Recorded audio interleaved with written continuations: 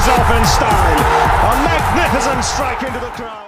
வணக்கம் நண்பர்களே, welcome to my channel cocktail furious. So இந்த வீடியோ எதை பற்றினா அபவுட் பஞ்சாப் கிங்ஸ், அவங்களோட பிளேயிங் 11 ப்ரெடிக்ஷன் அண்ட் அவங்களோட ஸ்குவாட் அனாலிசிஸ் தான் இந்த வீடியோவில் நம்ம பார்க்க போகிறோம்.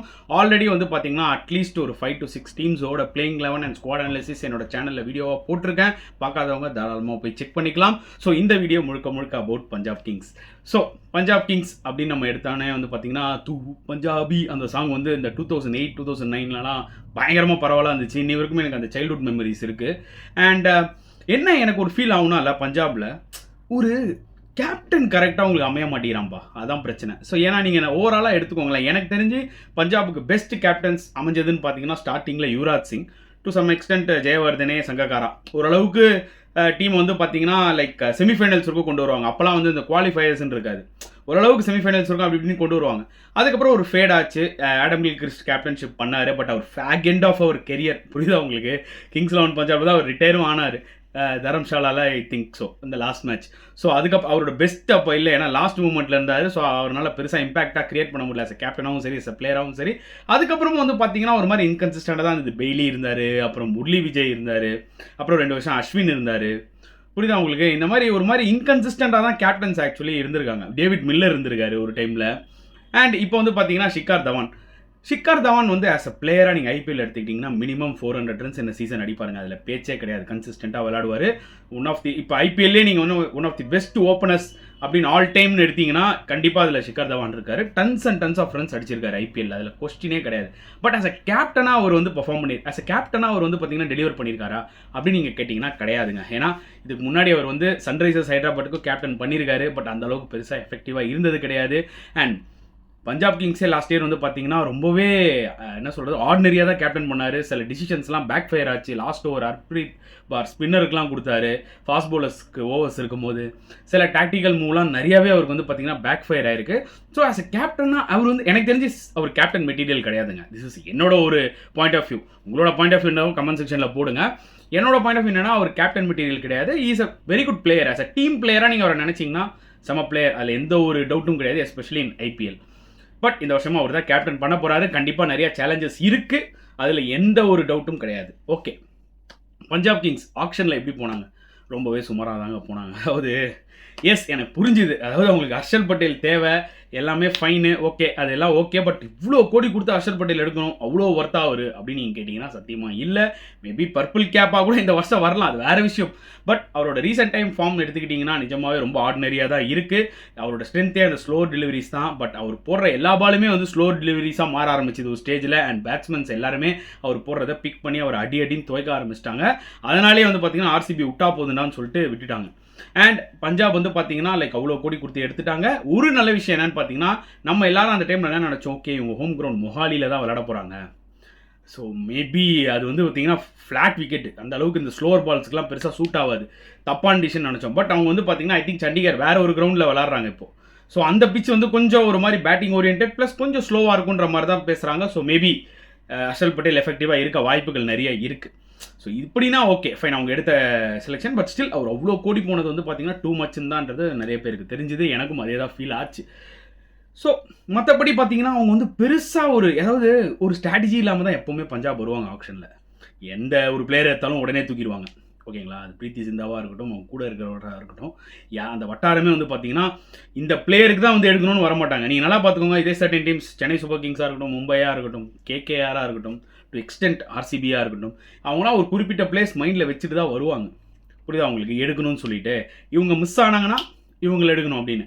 But teams like Punjab, even நீங்கள் டெல்லி கூட எடுத்துக்கலாம், பார்த்தீங்கன்னா மோஸ்ட்டாகவே இந்த பஞ்சாபும் இந்த டெல்லியும் தான் பெரிய பிரச்சனையே. எந்த ஒரு பெரிய பிளேயர் வந்தாலும் உடனே தூக்கிடுவாங்க. அதாவது அவங்க பார்த்தீங்கன்னா என்னடா சொன்ன 12 பிளேயருமே வந்து நீங்கள் தூக்குறீங்களே ஆக்ஷனில், உங்களுக்கு யாரை தான் எடுக்க போகிறீங்கன்ற மாதிரி ஒரு பிளானிங்கே இல்லாமல் வருவாங்க போல இருக்குது. அதனால் கடைசியில் பார்த்தீங்கன்னா ரீலி ரூசோவை 8 கோடிக்கு எடுத்தாங்க. அதாவது டெல்லியில் ஒரு பெருசாக ஒன்றுமே இந்த ஸ்லோ பிச்சஸில் பண்ணலாம் தான் அவர் அமிச்சாங்க. இவர் எதுக்கு எடுத்தாங்க போன்றது தெரியல. ஓகே எடுத்துட்டாங்க. என்ன ஒரே ஒரு பிரச்சனைன்னு பார்த்தீங்கன்னா, ஆக்சுவலாக பஞ்சாப் கிங்ஸ்க்கு அவங்ககிட்ட போலிங்லாம் இருக்குது. ரபடா இருக்கார், எல்லிஸ் இருக்கார், Harshdeep Singh, fast bowling department டீசெண்டாக இருக்குது. என்னதான் ரபடா வந்து பார்த்தீங்கன்னா இப்போ T20 கிரிக்கெட்டில் செம்மடி வாங்குறாரு ஆக்சுவலாக. இருந்தாலும் ரபடா அப்படின்னாலே வந்து அவர் ஸ்பிரிட், ஓகேங்களா, சைக்கலாஜிக்கலாக இருக்கும். நீங்கள் ஃபியூ மேட்சஸ் அவர் விளாடலாம், இல்லை எலிஸ் கூட விளாடலாம். எலிஸ் T20யில் சூப்பராக போட்டுட்ருக்காரு. ஹர்ஷதீப் சிங் இருக்காரு, கன்சிஸ்டண்ட்டாக போட்டு வந்துட்டுருக்காரு. இப்போ இந்தியாவுக்குமே பார்த்தீங்கன்னா T20ஸில் நல்லா போடுறாரு. அண்ட் அவங்ககிட்ட ஸ்பின்னர்ஸ்னு எடுத்துக்கிட்டிங்கன்னா ராகுல் சஹர், அவரும் வந்து பார்த்தீங்கன்னா கொஞ்சம் எஃபெக்டிவாக இருப்பார். கொஞ்சம் டர்னிங் கண்டிஷன்ஸாக இருந்ததுன்னா எஃபெக்டிவாக இருப்பார். அண்ட் ஹர்ப்ரீத் பிராரும் வந்து பார்த்தீங்கன்னா லாஸ்ட் இயர் கொஞ்சம் டீசெண்டாக போட்டார், அதுக்கு முன்னாடி வருஷம் கம்பேர் பண்ணும்போது. ஸோ போலிங் ஓரளவுக்கு ஓகேங்க. அதாவது ரிஷி தவான் கூட இருக்கார், ஒரு ஆல்ரவுண்டர். கம்பேரிட்டிவ்லி வந்து பார்த்தீங்கன்னா ஓரளவுக்கு டீசெண்டாக இருக்குது. வேறஸ் பேட்டிங் எடுத்துக்கிட்டிங்கன்னா அவங்க கம்ப்ளீட்லி வந்து ஷிகர் தவான் அந்த டாப் பிலீவ் பண்ணுறாங்க. அதுக்கப்புறம் இந்த வாட்டி பேர்ஸ்டோ வராரு உள்ள. ஸோ அது ஒரு சின்ன பாசிட்டிவ். ஏன்னா பேர்ஸ்டோ ஓகே டெஸ்ட் கிரிக்கெட்டில் சொதப்பிருக்கலாம், பட் ஒயிட் பால் T20ன்னு வரும்போது பார்த்தீங்கன்னா அவரோட அந்த பிக் ஹிட்டிங் எபிலிட்டிஸ் வந்து கொஞ்சம் இவங்களுக்கு பயங்கரமாக உதவும். அந்த வகையில் நான் சொல்ல வரேன். அண்ட் கண்டிப்பாக லிவிங்ஸ்டன் மேஜர் ரோல் ப்ளே பண்ணுவார். லாஸ்ட் டைமே நிறைய நல்ல நாக்ஸ் விளாட்னாரு. ஆனால் ஆன் நாக்ஸ் எல்லாமே வந்து பார்த்தீங்கன்னா தோல்வியாக தான் அடைஞ்சிது. ஏன்னா ரிக்வயர்ட் ரன் ரேட் எங்கேயோ இருக்கும், இவர் எடுத்துன்னு வருவார். இவரை பார்க்கும்போது எனக்கு இந்த டேவிட் மில்லர் ஞாபகம் தான். ஒரு டைமில் பஞ்சாபுக்கு டேவிட் மில்லர் அப்படி தான் எங்கேயோ இருக்கிற மேட்சை எங்கேயோ கொண்டு வருவார். 1-2 மேட்ச் வின் பண்ணுவார், சில மேட்ச் தோற்றுருவாங்க. அந்த வகையில் தான் ஆக்சுவலாக எனக்கு தோணும் ஆக்சுவலாக லிவிங்ஸ்டனை பார்க்கும்போது. அண்ட் கண்டிப்பாக அவங்க தான் பிலீவ் பண்ணுவாங்க. லாஸ்ட் டைம் சிக்கந்தர் ராசா சில மேட்சஸ் டீசெண்டாக பர்ஃபார்ம் பண்ணார். ஸோ அவரும் வந்து பார்த்தீங்கன்னா யூஸ்ஃபுல்லாக இருப்பார். அவரோட ஆஃப் ஸ்பின்னர்ஸும் சரி, அவரோட பேட்டிங் இந்த மிடில் ஆர்டர்லையும் சரி. ஜிதேஷ் சர்மா எக்ஸ்பெக்டேஷன்ஸ் நிறையா இருக்குது. நல்ல ஒரு IPL அமைஞ்சதுன்னா it will be a toss up between Sanju Samson or Jitesh Sharma இந்த வேர்ல்ட் கப் T20 ஸ்குவாடில். அது ஒரு விஷயம் இருக்குது. ஸோ ஹோப்ஃபுல்லி அவரும் வந்து ப்ரூவ் பண்ணணும்னு இருப்பார் டெஃபினட்டாக. அண்ட் அதான் நான் சொல்ல வரேன், இவங்களோட இந்தியன் கண்டின்ஜென்ட் வந்து பார்த்தீங்கன்னா பேட்ஸ்மேனில் பெருசாக யாருமே இல்லைங்க. அதர்வா டைட் லாஸ்ட் டைம் ஒரு 50 அடிச்சாரு. பட் அதுக்கப்புறம் பார்த்தீங்கன்னா ஒரு ஸ்ட்ரைக் ரேட் வந்து லைக் ரன்ன பால் ஸ்ட்ரைக் ரேட்டாக இருந்துச்சு. அது வந்து இந்த டீமுக்கு கரெக்டாக செட் ஆகலை. ஒரு மேட்ச் டோட்டலாகவே சொதப்பிட்டார், to be very honest. So இந்த வகையில் வந்து பார்த்தீங்கன்னா அவங்ககிட்ட ஒரு இந்தியன் பேட்ஸ்மேன் எடுத்துக்கிட்டால் பெருசாக யாருமே கிடையாது. இன்னொரு பிளேயர் வந்து பார்த்தீங்கன்னா பாட்டியான ஒருத்தர் இருக்கார், ஒரு சிங் ஒருத்தர் இருக்கார். அவரும் வந்து பார்த்தீங்கன்னா அந்த அளவுக்கு லாஸ்ட் டைம் ஏதோ ஒரு மேட்ச் ஆப்பர்ச்சுனிட்டி கொடுத்தாங்க, அந்த அளவுக்கு த்ரெட்டனிங்காக பெருசாக இல்லை அவர். புரியுதா உங்களுக்கு? ஸோ இங்கே தான் பயங்கரமாக அவங்க வந்து லேக் ஆகிறாங்க, to be very honest actually Punjab. ஏன்னா இந்த இம்பாக்ட் பிளேயர்ன்ற ரூல்லாம் வந்துச்சுன்னா யார் எடுப்பாங்கன்னா எனக்கு 11 கன்ஸ்ட்ரக்ட் பண்ணுறதுக்கே தலை வலிச்சுதுங்க. எப்படா எடுத்துகிட்டு போவீங்க அப்படின்ட்டு. ஏன்னா போலிங் செட்டில் ஆகிடுச்சு, பேட்டிங் செட்டில் ஆகிறதுக்கு வந்து பார்த்தீங்கன்னா ரொம்பவே கஷ்டமாக இருந்தது.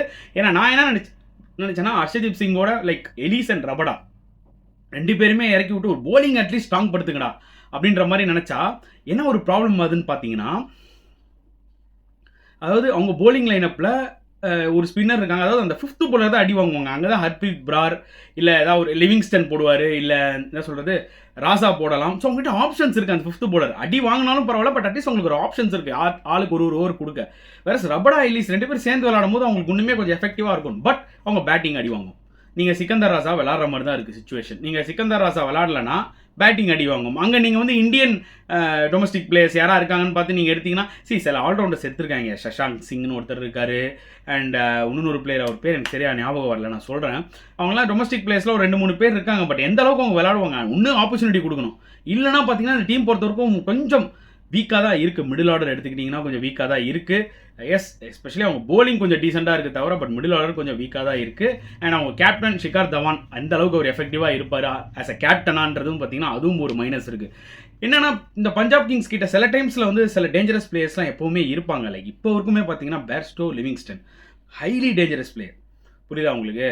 இவங்க 2 பேருமே வந்து பார்த்தீங்கன்னா லைக் மேட்ச் வினிங் இன்னிங்ஸ் விளையாடிக்கிட்டே இருக்கணும் எல்லா மேட்சும். அப்போ தான் இவங்களால் குவாலிஃபை ஆக முடியும். இல்லைனா அது ரொம்ப கஷ்டம். ஏன்னா நீங்கள் வந்து வேறு யாரையுமே நீங்கள் டிபெண்ட் பண்ணவே முடியாது. இந்த 2 பேர் தான். பிரப்சிம்ரன் ஓப்பனிங்கில் ஒரு மேட்ச் 100 அடிச்சார். எந்த அளவுக்கு கன்சிஸ்டண்ட்டாக விளையாடுவாருன்னு தெரியல. பட் ஆனால் அவர் நல்ல ஒரு ஆப்ஷன் ஓப்பனிங்க்கு. ஷிகர் தவானுக்கு எந்த பேச்சுமே இல்லை.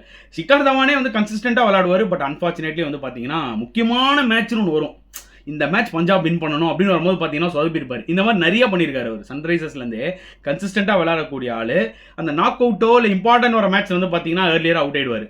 ஸோ இதெல்லாம் தான் பஞ்சாபுக்கு வந்து காலகாலமாக நடக்கிற ஒரு விஷயம். ஏன்னா வழக்கம் போல் அவங்க ஆக்ஷனில் சொதப்பிடுவாங்க, மினி ஆக்ஷனும் வரும், அதுலேயும் சொதப்பிடுவாங்க. அண்ட் ஏதோ ஒரு பிளேயர்ஸை வச்சுக்கிட்டு பார்த்தீங்கன்னா பேலன்ஸே இல்லாமல் தடுமாறுவாங்க. ஸோ உங்களோட பிளேயிங் லெவனே வந்து பார்த்தீங்கன்னா கன்ஸ்ட்ரக்ட் பண்ணுறது கொஞ்சம் கஷ்டமாக இருக்குது. எங்கேருந்து நீங்கள் இம்பாக்ட் சப்னு இதில் கொண்டு வருவீங்க? உங்களுக்கு டெஃபினட்டாக 4 ஃபாரினர் உள்ள விளையாடி தான் ஆகணும், அதில் வேறு ஆப்ஷனே இல்லை. அண்ட் சாம் கரன் நிறைய பேர் கேட்பீங்க, சாம் கரனை விட்டீங்களேன்னு. என்ன பிரச்சனைனா ஆக்சுவலாக லாஸ்ட் டைம் சாம் கரன் ஒரு 2-3 மேட்ச் கேப்டன் பண்ணார். ஆக்சுவலாக சூப்பராக பண்ணார். அண்ட் டீமே பார்க்கறதுக்கு டிஃப்ரெண்ட்டாக இருந்துச்சு. அதுக்கப்புறம் திருப்பி ஷிகர் தவான் வந்தார், அடி வாங்க ஆரம்பிச்சிட்டாங்க. நான் பெருசாக கம்பேர் பண்ண வரும்ல, அந்த ஒரு சின்ன விஷயங்கள் தான் நான் சொல்ல வரேன். பட் இந்த வாட்டி அவங்க ஏன் சாம் கரனை கேப்டனாக போகலன்னா, ரீசெண்ட் டைம்ஸில் சாம் கரனை போலிங்கை போட்டு உரிகிறாங்க எல்லா இடத்துலையும். லைக் எப்படி ரபடாவை போட்டு காட்டுறாங்களோ சாம் கரனோட போலிங்கை அடிச்சு நவுத்துறாங்க. ஸோ அவரோட ஃபார்ம் சரி கிடையாது. நீங்கள் அவரை கேப்டனாக போட்டால் அவரை கம்பல்சரியாக உள்ள விளையாடி தான் ஆகணும். ஸோ அவங்க ஆப்ஷன் இல்லாமல் தான் தவானுக்கு போயிருக்காங்கன்றது கிளியர் கட்டாக தெரியுது. அதில் எனக்கு எந்த டவுட்டுமே கிடையாது. ஸோ இப்போ அங்கே தான் அடி வாங்குறாங்க ஆக்சுவலாக. ஈவன் இப்போ சாம் கரானை உள்ளே கொண்டு வரணும்னா கூட லைக் அவங்க பேர்ஸ்டோ அண்ட் லிவிங்ஸ்டன் அந்த 2 பேரும் தொடவே முடியாது.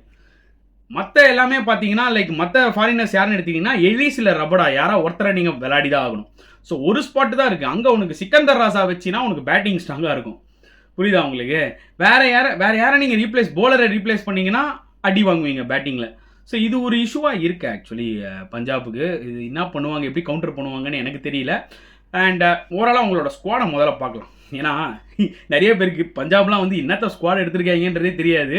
நான் உங்களுக்கு சொல்கிறேன் கேளுங்க, அவங்க வந்து எவ்வளோ ஒரு என்ன சொல்கிறது, பெருசாக மைண்டே யூஸ் பண்ணலை ஆக்ஷனில். நிஜமாக எனக்கு ஷாக்கிங்காக இருந்தது சில டிசிஷன்ஸ்லாம் அவங்க எடுத்ததெல்லாம். அதான் நான் சொல்கிற மாதிரி எப்போ பார்த்தாலும் எந்த பெரிய பிளேயர் வந்தாலுமே வந்து ஆக்ஷனை தூக்கிட்டு என்ன சொல்கிறது போயிட்டு இருந்தாங்க ஆக்சுவலி. ஸோ அவங்களோட ஸ்குவாடை பார்ப்போம். முதல்ல batsmen Dhawan, Bairstow, Atharva Taide, Rilee Rossouw, H Bhatia. So இதில் வந்து பார்த்தீங்கன்னா ஆப்வியஸ்லி தவான், பேர்ஸ்டோ வந்து பார்த்தீங்கன்னா பர்மனெண்ட்டாக விளையாட போகிறாங்க. அதர்வா டைட் லாஸ்ட் டைம் வந்து நான் சொன்ன மாதிரி ஒரு 50 போட்டார். அதுக்கப்புறம் புவர் சீசன் தான் அவருக்கு. ரூசோ ஆல்ரெடி ஐபிஎல் இங்கே திணறிட்டு இருக்காரு. எந்த அளவுக்கு அவர் பிளேயிங் லெவனில் இருப்பாருன்னு தெரியல. விளாட்னாங்கன்னா பேக் ஃபேராக வாய்ப்புகள் நிறையா இருக்குது. ஹெச் பாட்டியா நான் பார்த்தவருக்கும் அவர் கேம் நான் டொமஸ்டிக்லையும் பார்த்துருக்கேன். அந்த அளவுக்கு பெரிய அப்படியே பயமுத்துற அளவுக்கு பெருசாக இல்லைங்க. Wicket keepers Jitesh Sharma obviously 11ல் விளையாடுவார், important player. Prabhsimran obviously தவானோட ஓப்பனிங் இறங்குவார். ஆல்ரவுண்டர்ஸ் நிறைய பேர் இருக்காங்க ஆக்சுவலாக பஞ்சாபில். Livingstone core player, Sam Curran maybe வந்து பார்த்தீங்கன்னா கன்சிஸ்டண்டாக விளாட்றதுனால ஏதாவது ஒரு மேட்சஸ் அவருக்கு ஆப்பர்ச்சுனிட்டி கிடைக்கும். கிறிஸ் வோக்ஸ் அவங்க எதுக்கு எடுத்திருக்காங்கன்னா சாம் குரான் அடி வாங்கினா அவருக்கு வந்து ஷீல்டாக வோக்ஸ் எடுத்திருக்காங்க. ஆனால் 2 பேருமே ஸ்விங் இல்லைனா செம்ம அடி வாங்குவாங்கன்றதான் உண்மையான ஒரு விஷயம். அதுக்கப்புறம் சிக்கந்தர் ராசா ஆப்வியஸ்லி ஒரு எஃபெக்டிவான பிளேயர் தான். எல்லா 14 மேட்சஸும் விளையாடுவாரான்னு கேட்டிங்கன்னா எனக்கு டவுட் தான். பட் டெஃபினட்டாக 7-8 மேட்சாவது விளையாடுவார்ன்றதான் என்னோட ஒரு ஃபீலிங். நான் என்னோட பிளேயிங் லெவனில் வச்சுப்பேன். ரிஷி தவான் இவரும் வந்து பார்த்தீங்கன்னா எப்பயாவது யூஸ்ஃபுல்லாக இருப்பார். ஒரு ஆல்ரவுண்டர், ஒரு டீசெண்டான ஒரு பிக் தான். ஏன்னா யாக்கர்ஸ்லாம் நல்லா போட்டார் லாஸ்ட் டைமே ஆக்சுவலி. அண்ட் அசுதோஷ் சர்மாலாம் வந்து பார்த்தீங்கன்னா டொமஸ்டிக் பிளேயர். அவரை பற்றி அவ்வளோ பெருசாக. சஷாங்க் சிங் வந்து பார்த்தீங்கன்னா நல்ல ஒரு பிளேயர் அப்படின்னு கேள்விப்பட்டிருக்கேன். இந்த சென்ஸ் டீசெண்டாக விளையாடுவார். ஆனால் எந்த அளவுக்கு ஆப்பர்ச்சுனிட்டி கிடைக்கும் லைக் சஷாங்காக இருக்கட்டும், சிவம் சிங்காக இருக்கட்டும், தியாகராஜன், விஸ்வத் சிங், இவங்களுக்குலாம் வந்து பார்த்தீங்கன்னா இவங்களாம் எப்படிப்பட்ட பிளேஸ்ன்றதை ஆப்பர்ச்சுனிட்டி கொடுத்தா தான் தெரியும். ஆனால் நம்பி கொடுப்பாங்களா? இவங்களெல்லாம் வந்து பார்த்தீங்கன்னா எனக்கு என்ன தோணுதுன்னா இவங்க சூப்பர் சப், அதாவது அந்த இம்பேக்ட் சப் அப்படின்றத வந்து பார்த்தீங்கன்னா இவங்கள தான் யாராவது ஒருத்தர் யூஸ் பண்ணணும்னு நினைக்கிறேன் ஆக்சுவலாக பஞ்சாப். இல்லைனா வேறு ஆப்ஷனே அவங்களுக்கு கிடையாது. அண்ட் போலர்ஸ் எடுத்திங்கன்னா ஹர்ஷதீப் சிங் நல்ல ஃபார்மில் இருக்கார். கீ போலர் அவங்களுக்கு. ரபடா என்ன தான் ரீசெண்ட் டைம்ஸில் அவர் போராக இருந்தாலும் இன்டர்நேஷ்னல் கிரிக்கெட் பொறுத்தவரைக்கும் is a star. Harshal Patel அவ்வளோ இன்வெஸ்ட் பண்ணியிருக்காங்க. கண்டிப்பாக அவர் மேலே அந்த ப்ரெஷர் இருக்கும். எலிஸ் லாஸ்ட் டைம் டீசெண்டாக நல்லா போட்டார். ராகுல் சஹர் இருக்கிற அவங்களோட main spinner. Harpreet Brar last time 2-3 match நல்லா போட்டார், 2-3 மேட்ச் அடியும் வாங்கினார். பட் அவரும் வந்து பார்த்தீங்கன்னா ஒரு integral part of this Punjab Kings தான் ஸ்பின் பாயிண்ட் ஆஃப் வியூவில். அப்புறம் வித்வத் கவரப்பா இவரும் வந்து பார்த்தீங்கன்னா ஆக்சுவலாக டீசெண்டாக போட்டுட்டு இருக்காரு டொமஸ்டிக் கிரிக்கெட்டில். பட் ஒரு பயங்கரமான ஒரு போலர்லாம் கிடையாது, நார்மலாக ஸ்டெம் டு ஸ்டெம் போடுற போலர். அப்புறம் பிரின்ஸ் சௌத்ரின்ற ஒரு டொமஸ்டிக் போலர். ஸோ இந்த ஸ்குவாடை பார்க்கும்போதே வந்து பார்த்தீங்கன்னா நீங்கள் பயப்படுற அளவுக்கு ஒன்றும் சரி பயமுறுத்தணுன்றது எதுவும் கிடையாது. பட் ஒரு ஸ்குவாடை பார்த்தாலே உங்களுக்கு தெரிஞ்சிடும்ல, ஓகே எல்லாமே அமைப்பாக இருக்குப்பா அப்படின்ற மாதிரி. பட் இந்த ஸ்குவாடை பார்த்தா அப்படி உங்களுக்கு தோணாது. என்னவோ மேஜராக மிஸ் ஆகும். அது என்ன மிஸ் ஆகுதுன்னா மெயினாக இந்தியன் பிளேயர்ஸ். ஷிகர் தவானை தவிர வந்து பார்த்தீங்கன்னா பெருசாக எந்த ஒரு இந்தியன் பிளேயர்ஸும் இல்லை. இதை வந்து அவங்க வந்து பார்த்தீங்கன்னா மெயின் ஆப்ஷன்லேயே ஒரு பிளேயர் எக்ஸ்ட்ராவாக எடுத்திருந்தாங்கன்னா இந்த பிரச்சனை இருந்திருக்காரு. ஷாருக் கான் இருந்தார், பட் அந்த ஷாருக் கானே இவங்க சரியாக யூஸ் பண்ணல. அதுதான் ஒரு பெரிய பிரச்சனை. அதனால அவரையும் ஆப்ஷனில் விட்டாங்க.